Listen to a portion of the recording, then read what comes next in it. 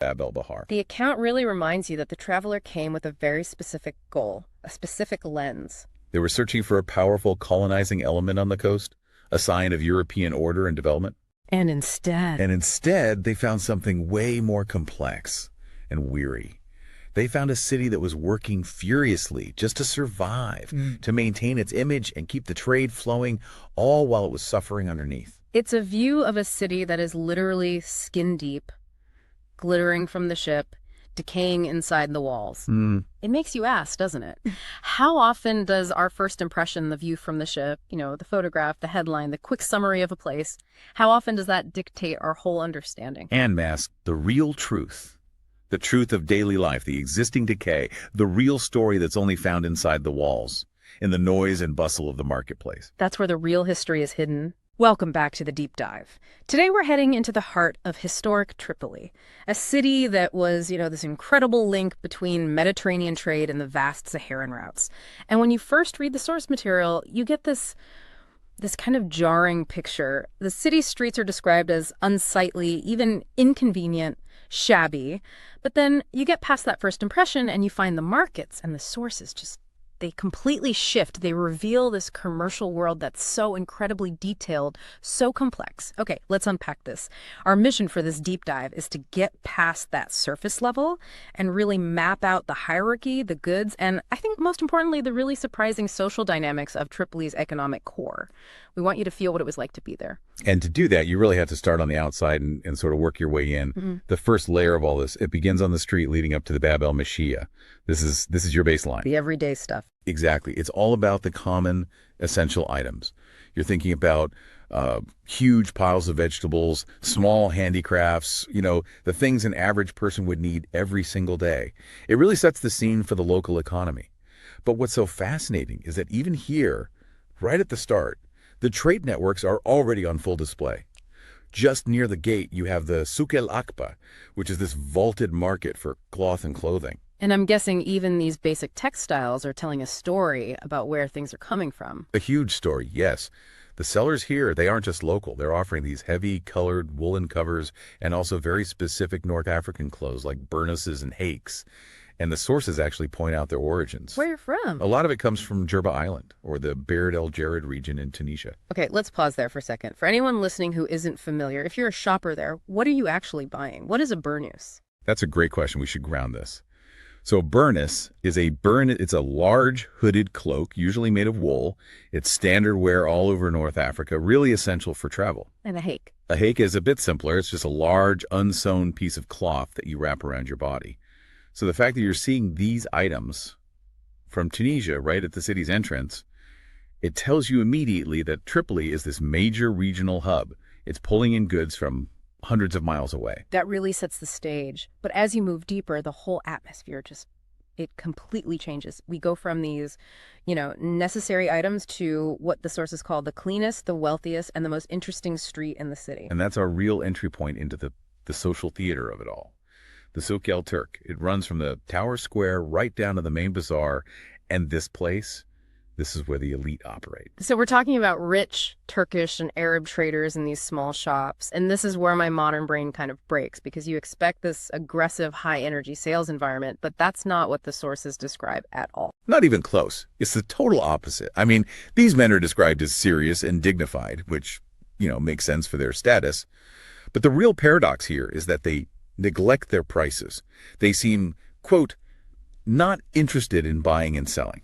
Wait, what does that even mean? How do you run a shop if you're not interested in selling things? Is it some kind of strategy? It is a strategy. It's a performance. Yeah. They spend their days just talking quietly with their neighbors, maybe reading a book or just watching people walk by. Yeah. It's this unconcerned silence about trade. So, why? What's fascinating here is that very detachment is their selling point. Their whole posture projects this immense stability and wealth. They don't need to hustle. They're trading on something much more valuable than a single transaction. They're trading on reputation. So it's like a historical version of quiet luxury. The idea that if you have to advertise, you can't afford it. Their wealth is so established, they just... Exactly. Completely reframes the whole marketplace. The real status symbol isn't what you're selling. It's the ability to sit there dignified and let the business come to you. That apparent idleness is the ultimate proof of your creditworthiness. Which is so important for long-distance trade. Crucial. And this whole psychological landscape is so interesting because while you have this local elite performing their dignified silence, the market itself is more. It's being hit by all these outside pressures. You've got the beginnings of a trade war happening right there. Yes, a big one. You have this massive influx of European goods. Specifically, the sources mention English and Dutch wares flooding the market. Cheaper, I assume. Much cheaper. But, and this is the interesting part, they're also noted as being of pretty poor quality compared to the local artisan goods. It's the classic volume versus quality dilemma. And the European merchants themselves were different, right? The sources mention their demeanor. Completely different. They're described as serious, simple, modest, all business. It's a stark contrast to that theatrical dignity of the locals. And this creates this intense pressure on the other local merchants, the ones who aren't part of that silent elite. The ones who actually have to hustle. The ones who have to hustle. And they're getting squeezed. They're selling their own poor quality goods. A lot of them just imitations of Turkish and Arab designs. They're trying to compete on price, but they're also trying to compete on status. Right, which brings us back to what you said about performance. They're selling cheap knockoffs, but they're trying to project a kind of prestige that the sources say is often unwarranted. If we connect this to the bigger picture, you can see what's happening. They're trying to copy the social standing of those wealthy silent merchants. Yeah. They put on this dignified front that the source calls a repulsive contrast to their reserved neighbors. Wow. So social status is literally more valuable than profit. It seems to be, yes. Yeah. You perform the dignity to look like you belong in the system, even if your goods don't quite measure up. That explains the tension. But let's talk about the goods themselves, because the luxury items are incredible. What are these elite shops actually selling? Well, even the everyday things are elevated. You see a lot of high-end smoking equipment, different kinds of tobacco, tishabuks, These are the long pipes, right? the very long stem pipes, yeah, and narjals, hookahs. These are all tools for leisure, for a certain kind of sophisticated display. But the real status symbols, the things that show off that global connection, are the imports from further east, I believe. Absolutely. The things that prove Tripoli's on the map are the copper and brass wares coming all the way from Constantinople. We're talking about beautifully made jugs, bowls, drinking vessels. These aren't just useful, they're art pieces. You'd find them right alongside fine perfumes and scents. So having one of those brass jugs from Constantinople in your home is the physical proof that you're connected. It's the ultimate evidence. Your local bazaar is directly linked to the heart of the Ottoman Empire. Okay, so moving all these goods, the copper, the European cloth, it must require a whole infrastructure of specialized labor right there in the city. The Sukil Turk can't just end, can it? It doesn't. It just flows into these other hyper-specialized areas. You move right into the Souk El Tourzi. That's the bazaar of the tailors. And the sources have a really specific demographic note here. A very significant one. It says the tailors are nearly all Jews. This gives us this incredible insight into the division of labor. The Jewish community clearly held this trusted, high-skill niche in the city's economy. Handling all those valuable imported textiles. Exactly. And then right next to them, you have the Souk El Harara, the silk workers' bazaar. These are actual workshops producing a very specific local specialty. What is? Large rectangular men's shawls. And we even get the local name for them. In Tripoli, these half-silk shawls are called haram. And that replaced the burnous we talked about earlier. In Tripoli, it seems so, yes. It became the preferred men's garment. It's a perfect example of local fashion and identity evolving, probably because they had this amazing silk-working industry right there. So you have international goods, local status games, and specialized makers. But none of this works without a place for the visiting merchants to actually stay and store their stuff. That brings us to lodging. It does. And that's maybe the most practical and important part of the whole system. You have simple coffee houses everywhere, but for serious long-distance traders, you need the Fondue. Which is like a merchant hotel? A merchant hotel and a high-security warehouse all in one. Architecturally, it's brilliant. It's a rectangular courtyard surrounded by arcades. The entire design is about one thing: security. So how does that structure solve the problem of trust? I mean, if you're carrying a fortune in copper from Constantinople, security isn't a luxury, it's everything. Right. And the design addresses that directly. The ground floor rooms off those arcades are small. They're low, they have no windows, and the doors are described as being very hard to secure. Wait, hard to secure? That sounds bad. Sorry, my mistake, a slip of the tongue. The doors are meant to be very secure, difficult to break into. My apologies. These rooms weren't for sleeping, they were vaults. Lock boxes for your merchandise. The whole structure is designed to protect the goods first and foremost. Which would give merchants the confidence to trade on credit. It's the physical foundation for it. It lets you store your collateral safely until the deal is done. And the people, where did they sleep? The travelers themselves would sleep in rooms upstairs. And sometimes those better rooms were even reserved for the owner of the fonduc or for long-term resident merchants. It's a perfectly integrated system. The logistics, the security, the community, it's all under one roof. It's a whole closed-loop economy, really, all packed into just a few city blocks. So what does this all mean? If we just step back for a second and look at the journey we took you on, we went from the simple, essential vegetable markets at the Bab el-Mashia all the way into the polished, elite, and frankly, bizarrely nonchalant world of the Souk el-Turk. We saw how specialization was just woven into the city's fabric, with the Jewish tailors and the silk workers making their unique haram shawls. By looking at the specific goods, that copper from Constantinople, the cheap stuff from Europe, you can connect these little street-level details back to these huge global trade routes and the local identities that were constantly in flux. And that negotiation, that's really the core of it. The negotiation between being globally connected and locally distinct. You have the fonduc, this machine built for international credit and trade. And then you have the merchants in the Souk el-Turk who value dignity more than a quick sale. You see the whole paradox. These markets had to be these ruthless, efficient centers for global trade. But at the same time, they were preserving these really delicate local social hierarchies that were all about reputation and appearance. The market was a machine, yes, but it was also a stage for performing prestige. So this raises an important question, something for you to think about after this. How much of our own modern commerce, whether it's the newest tech startup or a high-end fashion brand, is still governed by that same performance? How often are we still buying the illusion of status, just like those calculated silent traders who knew that sometimes the best way to make a sale is to act like you don't need one? Welcome back to the Deep Dive. Today we are trading the spreadsheet for the souk. We're going to take a trip back to the 19th century. Not to the usual spots, though. Not the grand ports of Europe. No, somewhere dustier, maybe more complex.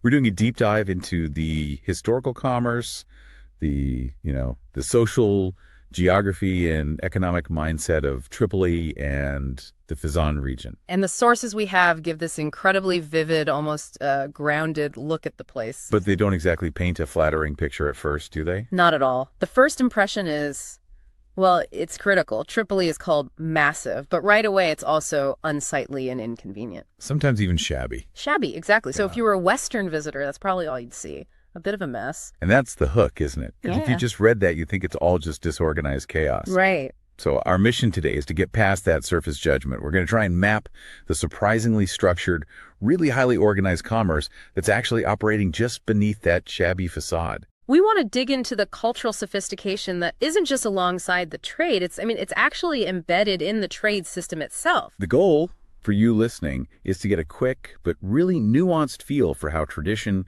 and logistics actually worked in this major hub. And to see that what looks inconvenient to an outsider is, in fact, a kind of masterclass in efficiency for the local economy. Okay, so let's unpack this. Starting at the very beginning, the literal entry points. If you were walking into Tripoli, the first streets you hit, they weren't random at all. No, they immediately signaled specialization. The first dedicated trading area mentioned is the street leading to a gate called Bab el-Mashia. Bab el-Mershi. And what's sold there? That initial street sets the baseline. It's pretty much all vegetables and small handicrafts. So daily necessities. Exactly. The zone where the average person gets their basics. It's a functional, fast-moving kind of entry point. And then right near there, we get to the first big textile hub, the vaulted Souk el-Arba. Right. Arba means four, which might suggest it was, originally a Wednesday market or something. But it's a permanent fixture by this point. Oh, yeah, very much so. And this is where you find the core clothing items of the whole region. We're talking about those heavy-colored Yeah. woolen covers, right? And the hooded cloaks. The burnices, yeah. And the big all-purpose wraps called hakes. And these things, they aren't just stitched locally. This is where you see the huge regional supply chains at work. It's such a critical detail where the cloth actually comes from. It is. These specialized textiles, they often come from the Tunisian Berberi El Jared or very frequently from Jerba Island, just off the coast. So this isn't some small town operation. This market is pulling in specialty goods from all across North Africa. And that confirms what the sources tell us about the demand. The city might look shabby on the outside, but it's home to, quote, industrious inhabitants who've settled in really large numbers. So this whole infrastructure is serving a dense working population that needs these reliable supply chains. Exactly, for staple items. Okay, so we've mapped the outer layer. Daily stuff, regional textiles, big population. Now we follow the thread to the main artery, The Chief Bazaar Street. leading from the Tower Square. And this is where it all changes. This is where that reputation for being shabby just stops cold.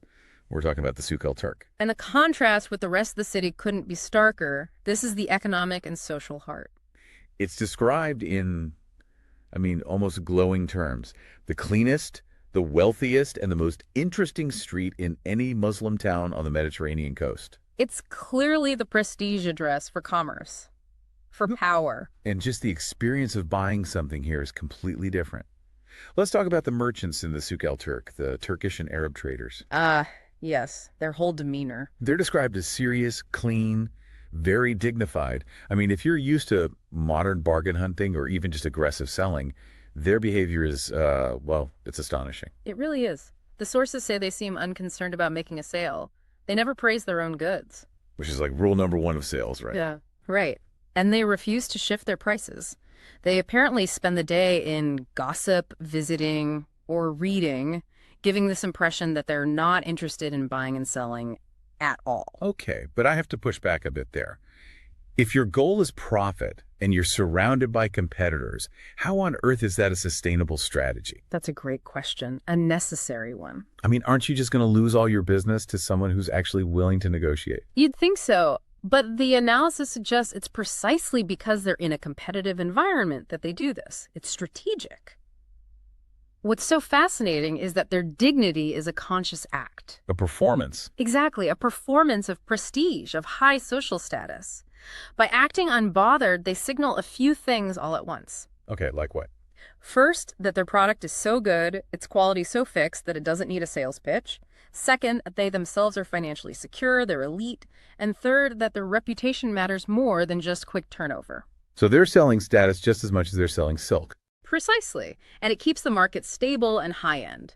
And that idea of a fixed price, that unyielding dignity, it becomes even more important when we look at how they reacted to the biggest economic stressor of the 19th century. European competition. Right. All these European manufactured goods flooding the market. And the local traders, especially these merchants in the Souk El Turk, they're noted as being just unconcerned. They simply dismiss the foreign products. And their reasons are what's so interesting. The first one is pretty standard, right? Yeah. They said European goods were poor quality and cheap.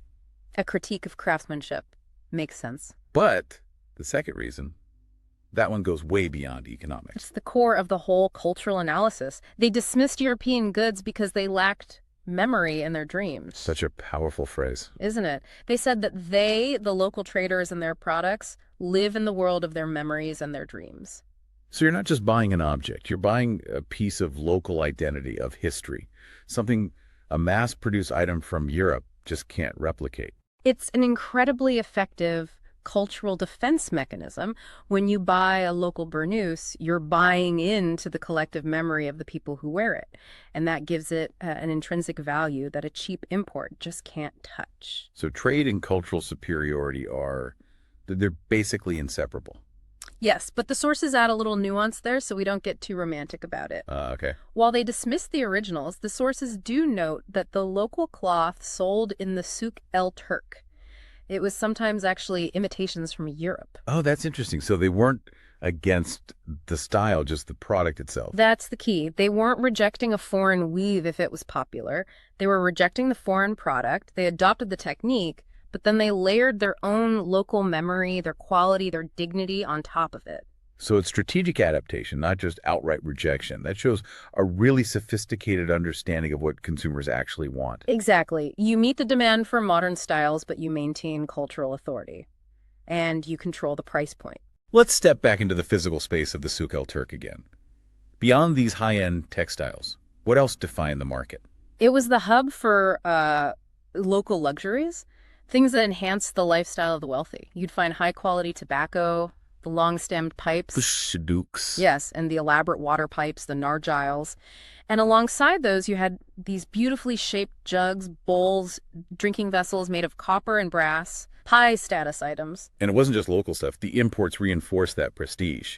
Essences and perfumes from Constantinople. You had carpets from all the Sultan's territories. The whole space was curated for elite international consumption, And supporting all this wealth, you find the social centers, the coffee houses. which were surprisingly simple. The sources describe them as just small cooking hearths, little cups, bare walls, board benches, very utilitarian. Function over form. All about the conversation, not the decor.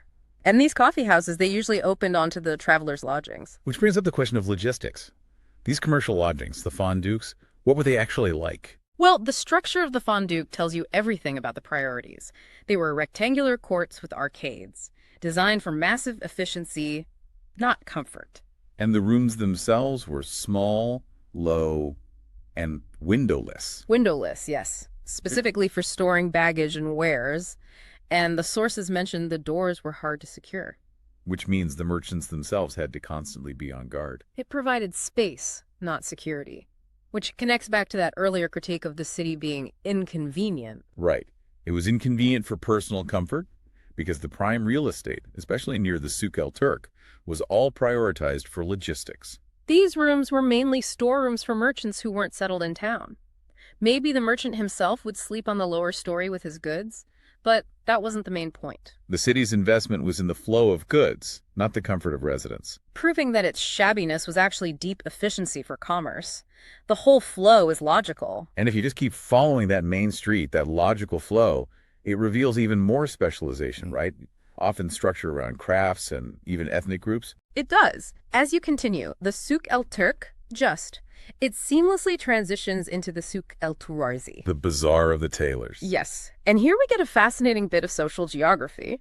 The sources say nearly all Jews work in this area, that the working population of that specific bazaar was half Jewish. Which points to a really clear, established ethnic specialization, a guild system at work. And the commercial thread just keeps going. Right from the tailors, the bazaar leads directly into the Souk El Hara. The silk workers' bazaar. So this is where the finishing happens. Exactly. The workshops here were focused on a very specific high-value item, large, oblong, usually half-silk men's shawls, a real statement piece of local fashion. And this is key to the unique Tripolitan identity, isn't it?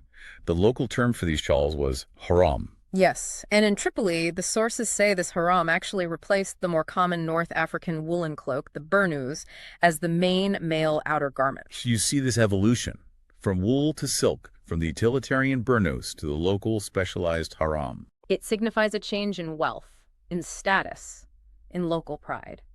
The market was adopting new luxury items to define itself, but still holding on to that core dedication to local craft. So if we step back and look at the whole system, how do we summarize it? The Tripoli Bazaar wasn't just a place to buy things. Not at all. It was a self-regulating ecosystem. Every single exchange, every fixed price, every choice of textile was completely interwoven with cultural identity and social standing. The big takeaway then is the economic philosophy behind it all. I think so. The quiet dignity of the merchants, their refusal to chase a quick sale, and that profound dismissal of foreign goods because they lack memory and their dreams. Yeah. It was tradition actively pushing back against early globalization. So the prestige of the local product was their competitive edge. It was everything. So you've just experienced the operational complexity of a 19th century trade center that outsiders just called shabby. But in reality, it was incredibly sophisticated. Built on a foundation of logistics and cultural resistance. It was less about shopping and more about a societal performance, where cultural heritage and quality were fundamentally the most valuable currencies. And that leads us to a final thought for you to mull over. The Tripolitan traders, they valued items that carried memory and dreams. Hand-woven shawls, copper vessels, things designed to last. If you apply that standard today, what items that you rely on, maybe a handcrafted watch, a classic piece of furniture, specialized tools, what items do you think carry genuine memory and dreams? And on the flip side, what items do you buy knowing that they're completely disposable? totally functional and intentionally lacking any historical or cultural weight. Think about where the effort and tradition of the craftsman has been traded entirely for cheap, immediate utility. That's the space where memory dies. A fascinating line to draw. Thank you for joining us on The Deep Dive. We'll see you next time. Welcome back to The Deep Dive. So you've handed us this incredible stack of historical accounts. We're looking at 19th century perspectives on the city of Tripoli. That's right. And our mission today, really, is to go beyond just pointing to it on a map. We want to peel back the layers and, find the engine room of its economy. Absolutely, because when you think of historical Tripoli, you might think of, I don't know, naval politics, maybe just a port. Just a historically footnote. Exactly. But with these sources, we can reveal its true identity, which was this vibrant commercial ecosystem. It was all about movement, not stillness. And right away, the sources point to this. Well, this fascinating contradiction. They say Tripoli wasn't particularly lively in public life.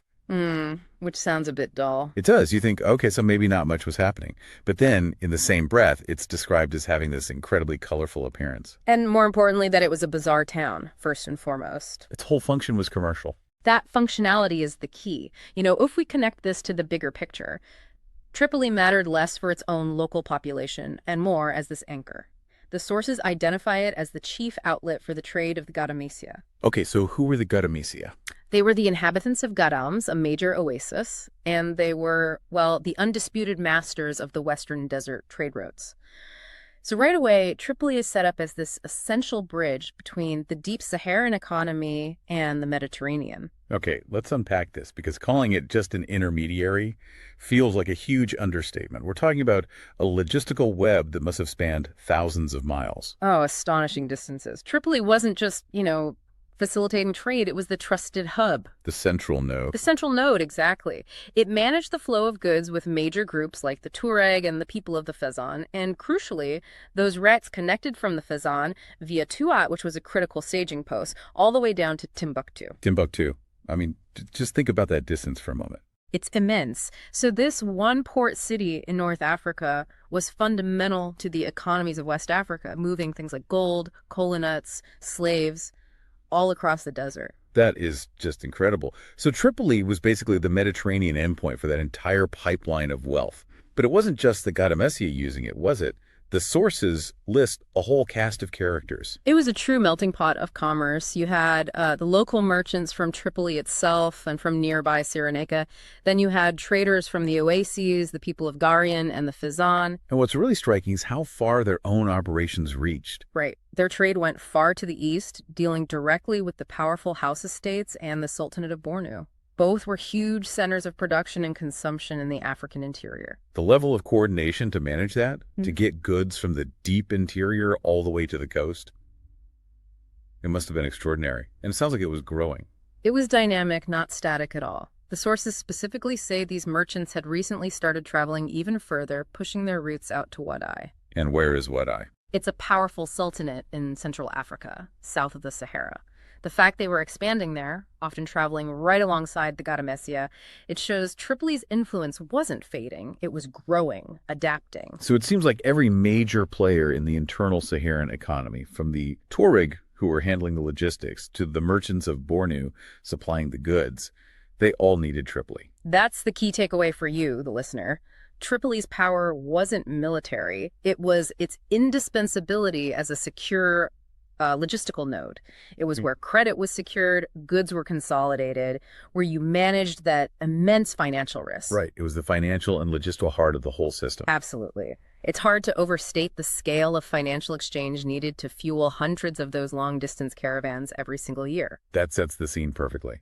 So if the city is handling that much wealth, how did that translate into the physical space?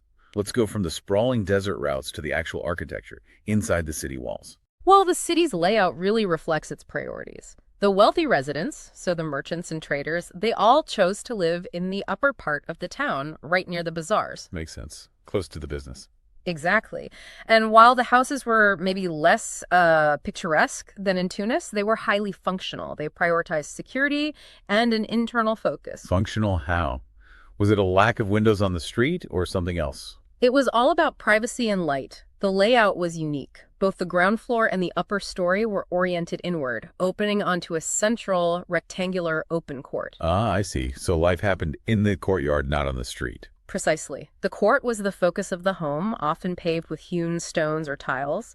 The life of the family, and just as importantly, the business of the merchant, it was all hidden from view. Secure. I love that image.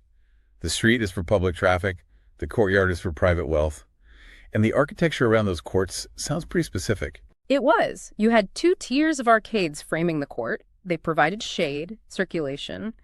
The lower tier, where the most important stuff happened, was usually built of marble or sandstone, durable materials. I think upper tier. The upper one was usually wood, since it was lighter. It really speaks to a very deliberate, measured style of building.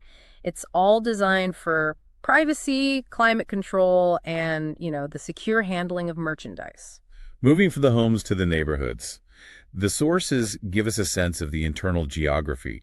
Where were the different groups clustered? You see that clustering very clearly. For instance, the main district leading out to the south gate runs right through the Garian quarter. And the Garian people were one of the key merchant groups. Exactly. So that quarter was clearly a major commercial staging ground. And the sources also mention something new. Bab el-Jadid, the new gate. The new gate. Right. The very fact that there is a new gate implies the city was growing, pushing its boundaries, reorienting its traffic flow. Yeah. It reflects that commercial dynamism we were talking about. Now, the sources get very descriptive and maybe a little visceral about the quarters to the west of that Garian area, specifically the Hora. Yes. The author uses some very colorful language there. He describes it as having tangled streets, noise, dirt, bad smells, and a flat-roofed shabbiness. It's a very vivid, if unflattering, picture. It is. The description goes on to note, and this is a direct quote, "A wretched quarter where Venus Voljevaga plies her melancholy ill-paid trade. It's a candid, if undeniably biased, 19th century view of that kind of urban density." It's always interesting when we read these accounts to hear that kind of strong language. It immediately makes you question the author's own perspective, doesn't it? It does, and that's why the footnotes in these sources are so critical. They immediately clarify the term hara. Because often misunderstood. Completely. The source explains that hara was actually a general name for town quarters, established for families with some kind of natural Thai origin, occupation, or religion. It wasn't strictly a Jewish quarter, even if that's how it was used in this specific case. So it's more of a functional term for a cohesive neighborhood unit. Exactly. It's a structural classification. The source even notes that 18th century Cairo had 53 separate haras. It's crucial context to understand how the city was actually organized. That clarification is key. Okay, let's pivot to the final and maybe most surprising group the sources highlight. The Maltese. This is where it gets really interesting. The Maltese presence is fascinating. The sources state they have made their home and impressed their characteristic stamp upon the neighborhood. They weren't just passing through. No, they were a deeply integrated and it seems economically powerful force. And not just in Tripoli, right? Not at all. The source makes it clear this Maltese element was present all across the southern Mediterranean coast, in the coastal towns of Tripolitania, Tunisia, and Algeria. It points to a massive pattern of maritime migration and settlement. So why were they so impactful? The sources don't just say they were there, they list off a series of traits that seem to explain their success. The author is very specific. They were noted for their indefatigable activity, a tireless work ethic, for their admirable business acumen, and for their exceptional thrift. That focus on thrift is really telling, isn't it? It's Yeah. not just ambition. It's the ability to save, reinvest, build capital over time. It is. It points to a long-term approach to building economic power. But the real kicker here is the connection the source makes to the broader region. It explicitly links the Malteses' vigor and adaptability to being of the greatest importance for the development of the whole life of these regions. Wow.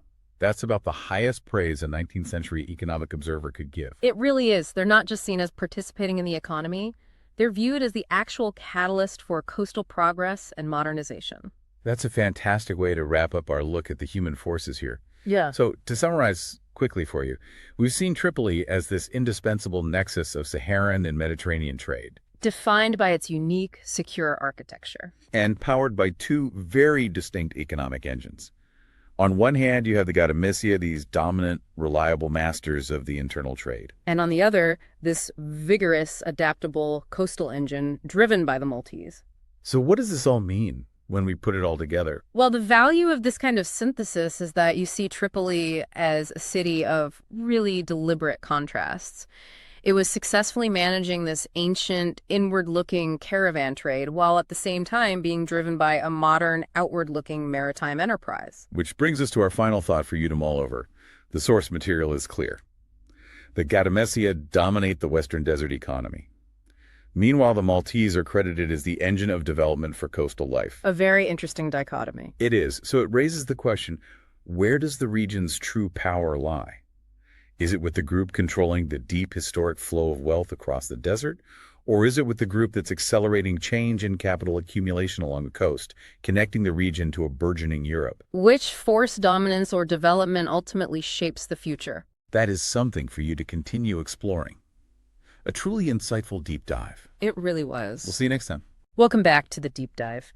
Today, we've pulled together some sources that give us this really extraordinary historical snapshot. A really detailed one. Yeah, a detailed look into 19th century Tripoli and Fezzan, and we're zeroing in on the daily life within Tripoli's walls. The commercial life, the social dynamics. Exactly. We're not looking at, high diplomacy or big military campaigns here. No, this is much more granular. It really is. Our sources capture everything from, the pleats in local fashion to the quality of the coffee being traded. So our mission for you is to cut through all this dense material to understand what life was genuinely like in this port city. How commerce was shaping it, who was in control, and how identity could become so contentious so quickly. And these sources are just invaluable for that. They really focus on the friction points of a thriving port. We're going to be analyzing the sort of foundational sociology and commerce of a place that's changing fast because of all this external economic pressure. So we're looking at the Maltese traders specifically?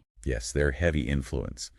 And the sheer diversity of imported goods, the geography of the town itself, and what the subtle language of local dress tells us about tradition. Okay, let's unpack this. Let's do it. Starting with the commerce, which, it seems to have been the engine driving absolutely everything. It was. And the sources point to one group in particular. The Maltese traders. They seem to be the absolute linchpin of this whole economy. They are.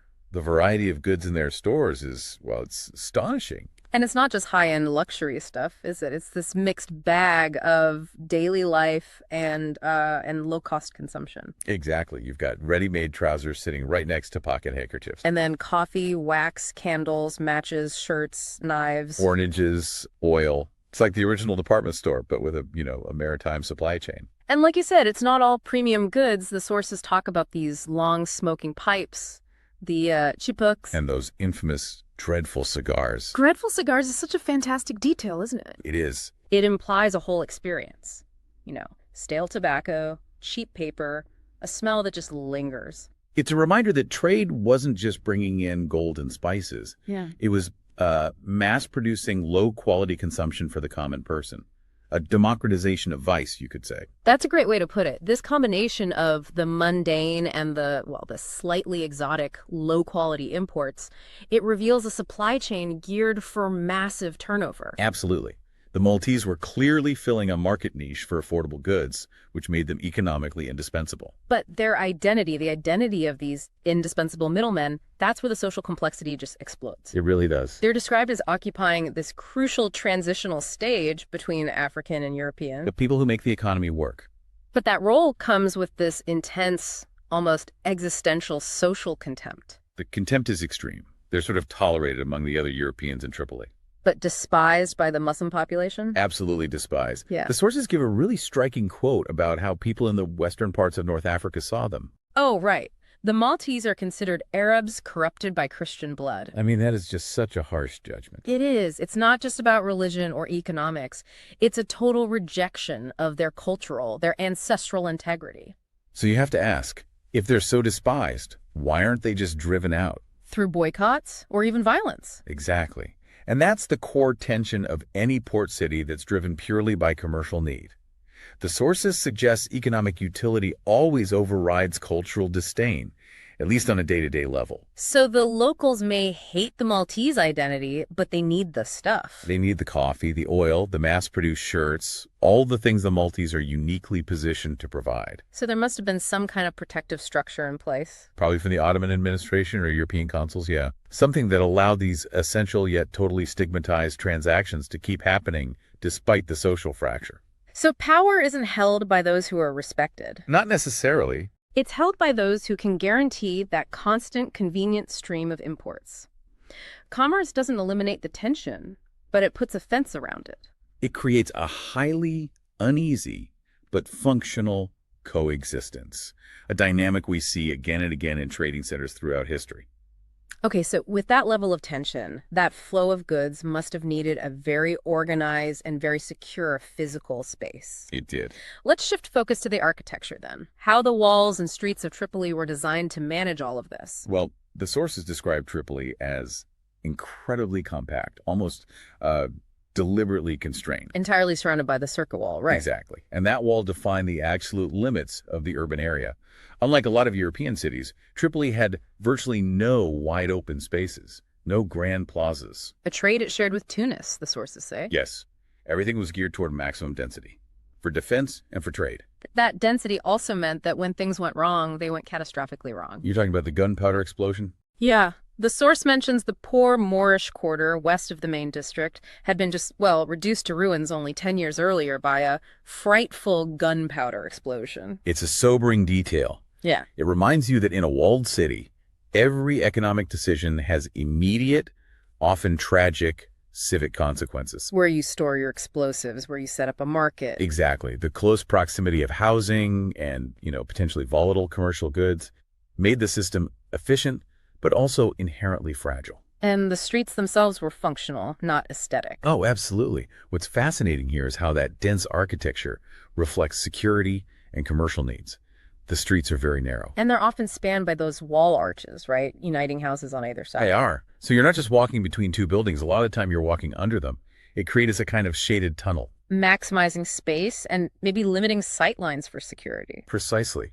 And the sources even give us the local names for these different spaces. Based on their purpose. Right. Think of it like arteries and capillaries. The really narrow lanes are called zanka. Okay. The wider roads, though still pretty constrained, are the shara. And crucially, the merchant streets, the absolute heart of it all, are called the souk, the bazaar. So the city's layout was literally built around prioritizing and controlling access to trade. That's what it looks like. Okay, so moving from the physical space to the human element, let's talk population. The sources say it wasn't officially recorded. No, but the estimate provided is approximately 20,000 people living within those walls. Which is a significant number, but the real story isn't the total count. No, it's in the demographic shift. The total number of foreigners is smaller than the local population, but they are far more numerous in proportion than in previous years. And much more conspicuous. Much more. And this leads to that powerful and frankly alarming insight from the sources. It's a staggering phrase. The real urban population, the Tripoli Arabs, Berbers, and Moors, is described as almost disappearing in the face of the foreigners. And we have to really consider what that means. Are they literally packing up and leaving, or just being eclipsed? I think it's the latter. Disappearing doesn't have to mean mass emigration. It can just mean profound marginalization. So their civic power, their control over the stock, it's all been eclipsed by these external commercial interests. They are still physically there, but their influence is just receding. And the foreigners respond to this crowding, this tension, by choosing where they live very strategically. They're moving out, but not far. Right. They prefer to withdraw to the gardens just outside the circuit wall. Effectively forming separate villages in the immediate vicinity. So they want proximity to the port for trade, but they choose to live these segregated lives. Creating satellite communities that just reinforce the marginalization of the historical urban core. And yet there's this interesting subjective note in the source. You know the one you mean. It says these foreigners, when you compare them to, say, Tunisians, they don't actually make a great impression of distinction or vigor. Nor do they have an advantage in their appearance compared to the locals. Which is such a fascinating commentary on the nature of power in this era, isn't it? It is. Their dominance isn't visual or physical. It's purely economic. purely numerical. They don't need charisma to hold influence. They're just conspicuous because of their volume and their capital, not because they're inherently more impressive as people. I wonder if we can tease out why the specific differences in clothing matter so much, because the sources dedicate an incredible amount of detail to fashion. Well, clothing is always a vital marker of identity, isn't it? Especially in a contested space like this. And the differences are subtle, but seem to point to really deep regional traditions. The observer in the sources definitely has a strong personal taste. Oh, very strong. Which comes out immediately when they start discussing trousers. Yes, the focus on the Tripolitanian Alfarese, the horseman's trousers. Described as widely wide at the knee and then narrowing sharply down to the ankle. And the observer finds this style very much less than the beautiful wide trousers worn elsewhere. Which tells you the style was functional. Maybe for riding, but not necessarily fashionable, according to the dominant European aesthetic of the time. And that aesthetic judgment is key. They contrast the Alfarese with the nearby Tunisian trousers. Which required a lot more tailoring. They were close-fitting, pleated below the knee. So the Tunisian style suggests a more complex urban tailoring tradition. Probably influenced by their greater contact with the Ottoman East, yeah. Whereas the Tripolitanian style leans more toward utility, toward traditional North African equestrian needs. So the Tunisian look was structured, complex, with all these layers. Can you break down the full costume? Certainly, it's a very layered system. Yeah. You have the inner garments, the camisole, which is like an undershirt, and the sidria, a structured vest. Okay. Then you move to the outer, more decorative pieces. The badaya, which is described as a kind of skirt garment, and the relila, the tailor jacket. And these were all made of what? Thin, lightweight cotton, usually colored or striped. The whole system speaks to a certain refinement, a layering for both climate and formality. And when you compare that entire refined system to the Tripolitanian style, what's the verdict? The Tripolitanian style is deemed more primitive by the observer. Or primitive. Yes. It often simplifies down to just a shirt worn over the other garments, with simple borders or some light embroidery. It resembles the clothing of their Western neighbors, people more from the interior. So while Tripoli was this hub of global commerce, its core fashion traditions prioritized simplicity, resilience. A stronger link back to Berber or desert aesthetics, perhaps, rather than adopting the complex, layered sophistication you saw in Tunis. A brilliant way to illustrate how regional difference is woven right into the fabric of their identity. A choice between complexity and tradition. So what does this all mean? Well, where do we start? This deep dive shows us a 19th century Tripoli that's defined by these three intense tensions. Right. You have economic necessity forcing the acceptance of controversial groups like the Maltese. Then you have the architectural constraint, creating this fragile, high-density city that's totally dedicated to trade. And finally, that profound demographic tension where the native urban population was rapidly losing its visibility and influence to these conspicuous foreign commercial groups. It's a textbook example of how globalization transforms a society from the bottom up. Identity is fluid, it's contested. You see it in the awkward social position of the Maltese, economically essential, yet racially rejected. And the residential patterns reflect that tension. Foreigners strategically withdrawing to form their own satellite villages. Exactly. And the clothes, they tell us that regional identity is resisting homogenization. You have the tailored complexity of Tunis versus the simpler, more resilient fashion of Tripoli. It paints this really complex picture of a city just struggling to maintain its civic soul while embracing the relentless forces of international trade. It does. And this raises a really important question for you, the listener, to mull over. A final thought. A final thought. If the historical urban population is receding, and the foreign elements are choosing physical segregation by creating these satellite villages right outside the main suck. What does that fragmentation mean? What does it mean for the long-term governance and culture of the city? Does the sheer force of commerce eventually just override the possibility of a cohesive civic identity? Or does it simply ensure that the city's future will be defined by less stable, mutually exclusive communities all vying for control of that one central trade hub? Okay, let's unpack this absolutely fascinating archive you sent us. We're taking a deep dive into the really unique social tapestry of historical Tripoli and Fezzan. Our mission today is to just rapidly extract the key insights about power, customs, trade, get right to the heart of what made this society tick. And it's a great mission because the sources are so vivid. They give you these incredible snapshots. It's not just about who was in power, but how they showed it. Right. Down to the, you guess. Then a cut of a coat or, the cost of a shawl. We have to get past the general history and really grasp the unique layers here, the elite, the merchants, and the economic engines, both legal and illegal. That's the challenge. It's a society with rules you can see and, well, rules you can't. Mm-hmm. So let's start at the very top. Who was calling the shots in Tripoli? Well, you have to start with the established authority. The Turks. The Turks, exactly. The sources confirm that their dominance, set up centuries before, was still the foundational political reality. Even if it was through local officials. Right. The ultimate power was still Ottoman. And we see that power in the highest officials, like the governor general, the mushir. Mm-hmm. He outranked even a general of a division way out in Fezzan. Mm-hmm. So how did they, display that authority? Through a very deliberate and frankly severe style of dress. The sources get really specific here. Okay. They describe these long black cloth coats, stand-up collars, the stambulia. That's the jacket style from Istanbul. That's the one. And then shiny black shoes, but with the heels trodden down, even the black tassels on their turbans, it all added to this stern look. A very severe, unyielding presentation. I love the comparison the sources make here. Oh, yeah. They say the uniform looked dreadful, next to the rich blue decorations you'd see on the military classes in Tunis. And that contrast tells you everything. The Tunisian style was about, regal display, wealth, flash. Right. The Tripoli officials, with that severe black coat, they were projecting a kind of utilitarian bureaucratic control, less flash, more forceful authority. That makes so much sense. It's power designed to get obedience, not admiration. But here's where it gets nuanced. The Turkish officials had the titles, but the sources point to this homegrown elite, the Kuluglis. Yes, the Kuluglis, or Kurgulia.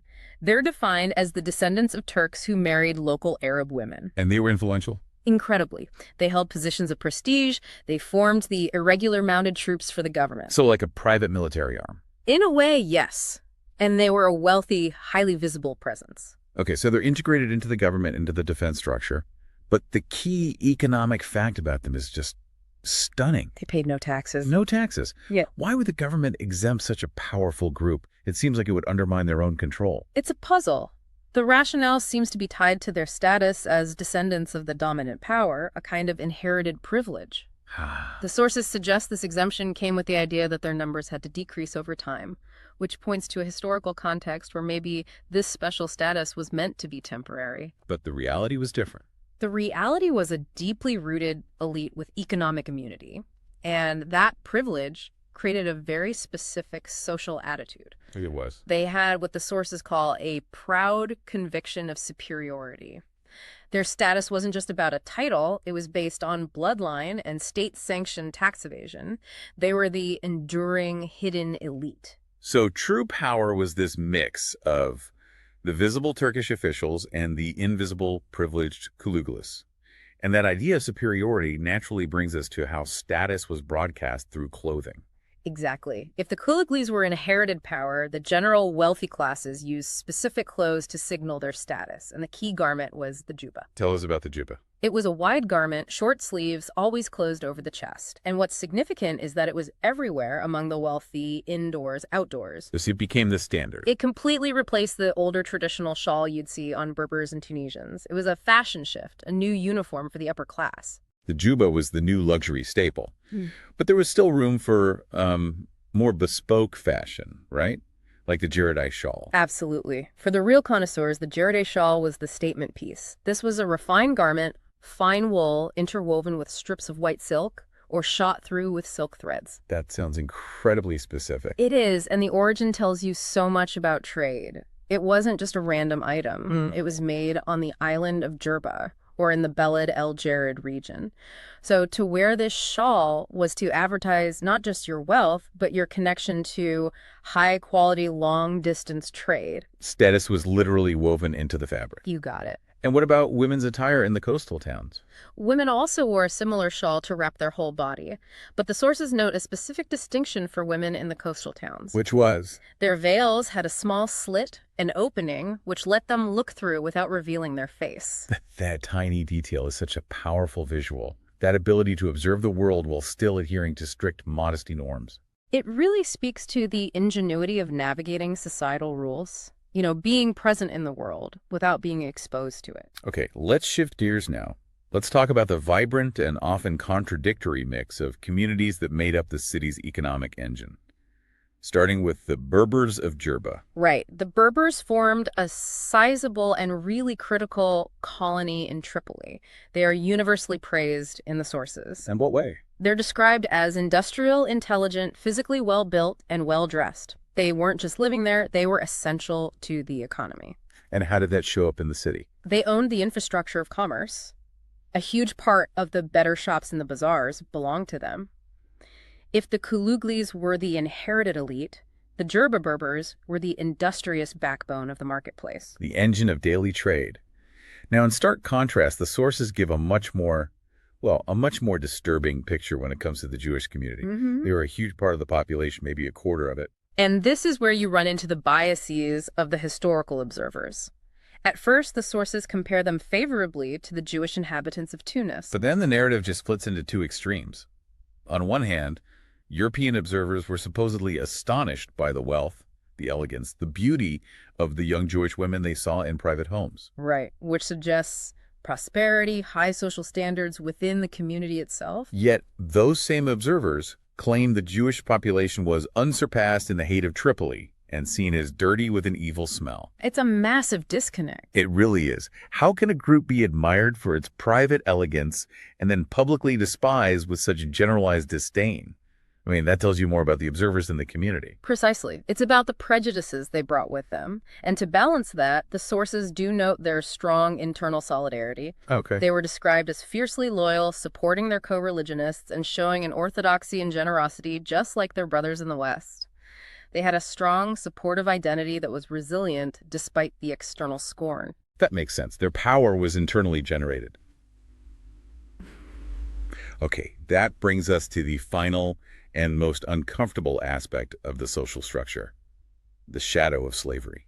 We have to address the significant presence of pure-blooded Negroes, as the sources call them. They were a large section of the population, more numerous in Tripoli than in Tunis. And that's because of the influx from the south, from the Bahr el Ghid. The country of the slaves, yes. And the legal framework around this is jarring. How so? Well, in Tunis, the slave trade had completely stopped by the time of writing. Around the 1880s, it was over. But not in Tripoli. In Tripoli, it was operating under a massive legal fiction. On paper, the slave trade was strictly prohibited. Probably due to international pressure. Most likely. But the reality was it remained a considerable trade. So, a law on the books, but not on the ground. What was driving this illegal market? High demand from the regional elite. This wasn't some hidden underground operation. It was a premium market driven by the highest ruling classes. And we have specific evidence of that demand coming from Tunis, of all places. Absolutely.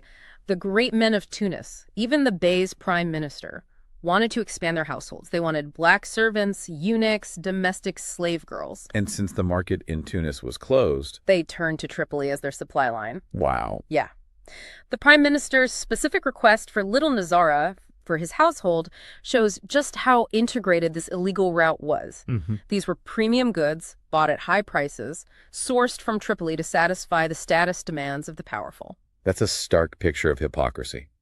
The law was just a public face for diplomacy, while the private machinery of power depended on this illegal supply of human beings. It perfectly highlights how legal systems can just become tools for perception rather than actual enforcement, especially when the ruling class benefits from breaking the law. So what does this all mean when we pull it together? As we wrap up, it seems Tripoli was a city defined by these competing layers of power. You have the inherited superiority of the Kuluglis, the visible status shown through high-end imports like that Jaredite shawl, an industrious commercial engine driven by groups like the Berbers, and then these profound social contradictions. And for you, the learner, understanding these details helps you connect the dots. It shows that political reality is often less about written law and more about inherited privilege and these tacit agreements that really stratify a society. Here's a remarkable picture. Yeah. But we have to end with a final thought on this. We've extracted the facts about clothing, demographics, economics. Yeah. But if knowledge is most valuable when it's understood, how much of these historical descriptions, especially the moral judgments about social groups like the Jews, is objective fact? Right. and how much is just a reflection of the observer's own biases, especially when that observer represents an external power. That's the key question, isn't it? The source material is essential, but you have to constantly interrogate the perspective of the person holding the pen. Was the Kulugli truly proud, or did the observer just see his tax-exempt status as arrogant?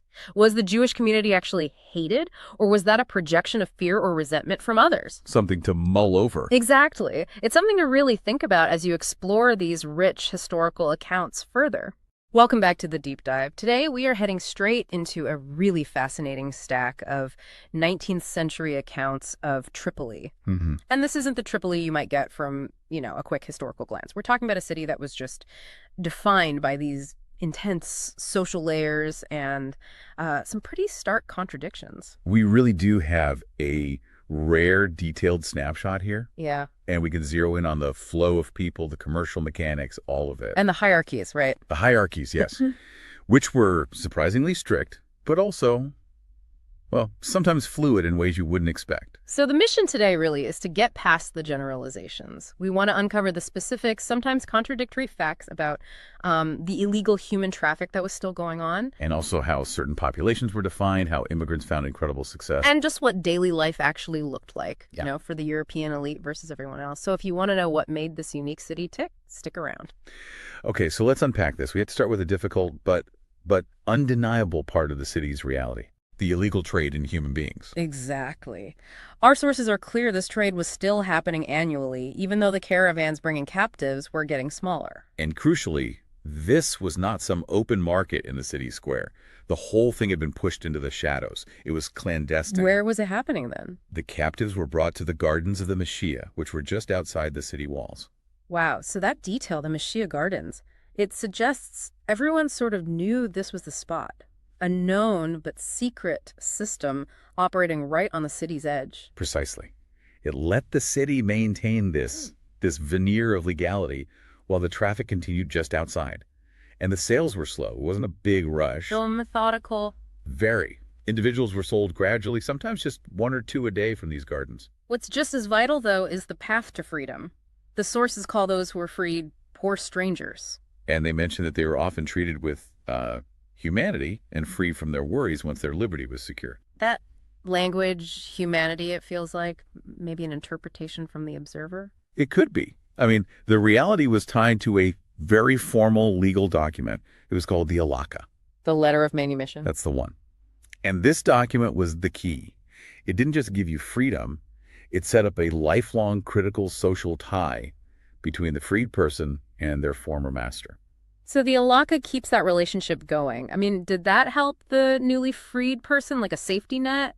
Or did it just maintain some kind of obligation to the former master? It's a bit of both, really. It's a classic example of social engineering. The bond was often compared to, a Roman patron and a freedman. Oh, interesting. And the newly freed person, they were expected to set up their own home and independent place very quickly. But the relationship itself didn't just end there. No, it rarely dissolved completely. Sometimes it even led to marriage, which just shows you how strong that initial Alaka tie was. So you have this fascinating dynamic. The trade itself is secret, but the outcome for the freed person is this immediate independent life. But a life that's still connected. Right.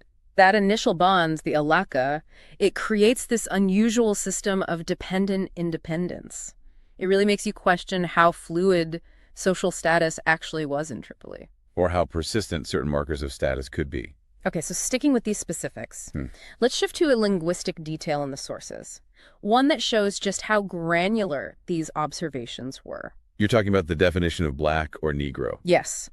When they refer to people coming from the Sudan, they mean something very, very specific. Most people today, when they hear Sudan, they think of that huge geographical region, from the Nile all the way west to the Niger coast. The entire sweep of land south of the desert. Exactly. But the sources, they just reject that wide interpretation. They're very clear. Very. In their narrow sense, the term Negro or Sudani only refers to people from the Hausa states, which are west of Bornu. So it's a functional, source-specific classification. It's not a broad racial term as we'd think of it. And that's so important because this specific group, the people from the Hausa states, Yeah. they made up the biggest number. They were the most sought after among the enslaved population coming into Tripoli. It tells you the observers really knew the origins and the perceived qualities of the different groups being traded. They absolutely did. And linking this to what happened to them in Tripoli, the sources make this really poignant observation about climate and health. Right. They note that despite coming from a magnificent climate, these people did not seem to thrive after they arrived. What'd that look like? Well, the sources say they perished slowly, and crucially, that their children were neither numerous nor very vigorous. Wow.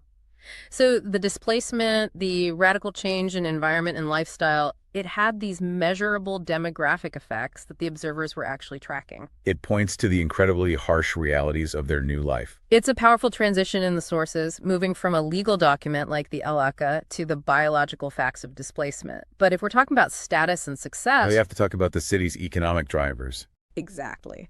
Let's move from the constraints of the El-Aqsa to the aggressive wealth creation of a totally different group, the Maltese. This is where you see the economic opportunity in Tripoli really come into focus. The Maltese community was a huge part of the economy. Faithful Catholics operating under this unique Padrone system. And their story isn't just about migration. It's about this almost unbelievable economic acceleration. The sources say they could show up basically penniless Penniless, yeah. and accumulate considerable wealth in just 10 years. I mean, that is a breakneck pace. It is.